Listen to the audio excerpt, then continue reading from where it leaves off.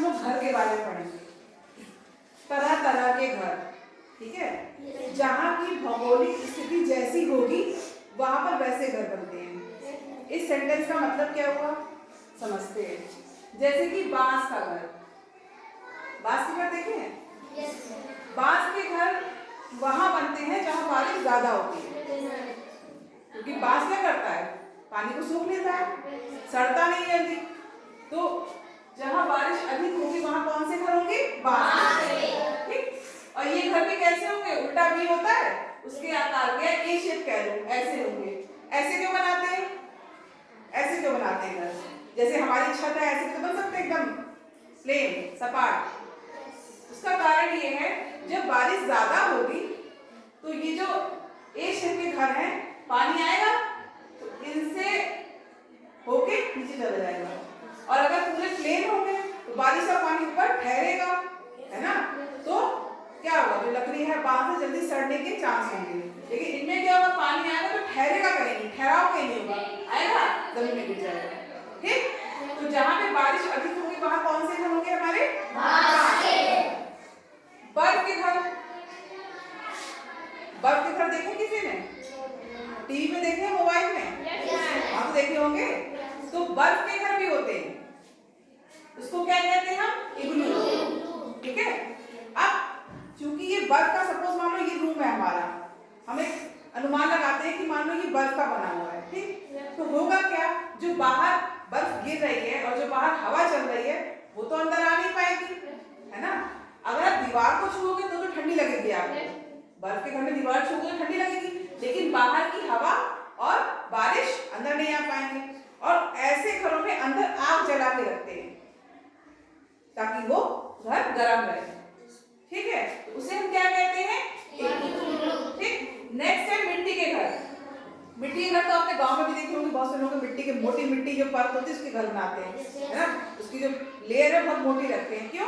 ताकि जो बाहर की गर्मी है वो आ ना पाए। और ये घर कहाँ बनते हैं? जहाँ बारिश कम होती है, जहाँ बारिश कम होगी और गर्मी ज्यादा होगी। भाई मोटा होगा, मिट्टी का घर बना होगा, बारिश ज्यादा कम होगी और जो धूप होगी वो क्या करेगी, मान थोड़ी बहुत बारिश हुई भी तो वो मिट्टी से पानी को अवशोषित कर लेगी, यानी पानी भाप बन के चला जाएगा, है ना। तो जहाँ बारिश कम होती है, गर्मी ज्यादा पड़ती है, तो वहाँ कौन से घर बनते हैं हमारे? मिट्टी के घर। और ये आपने गाँव में आस-पास भी देखते हो मिट्टी के घर, ठीक है। नेक्स्ट है तैरते हुए घर। अगर आप जम्मू कश्मीर या हिमाचल की तरफ जाओ जहाँ पे झीलें हैं, तो वहां पे लोग जो नाव होती है उसमें घर बना के रहते हैं।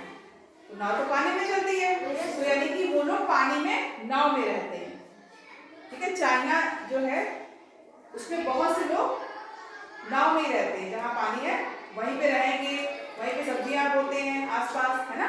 तो बोट को यानी कि नाव को ऐसे घर वो यूज करते हैं, ठीक। तो इन्हें क्या कहते हैं? तैरते हुए।